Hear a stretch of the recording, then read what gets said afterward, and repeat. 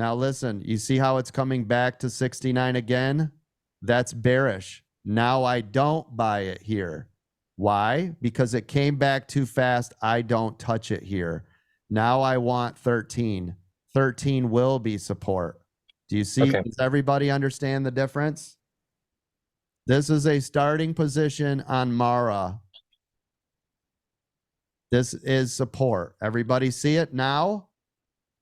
Because remember, if it breaks 13, we're out.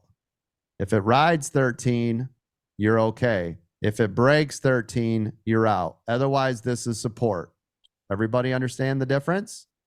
Scalping only, meaning very short term. There you go. You're all green now. Move your stops up. Use a trailing stop.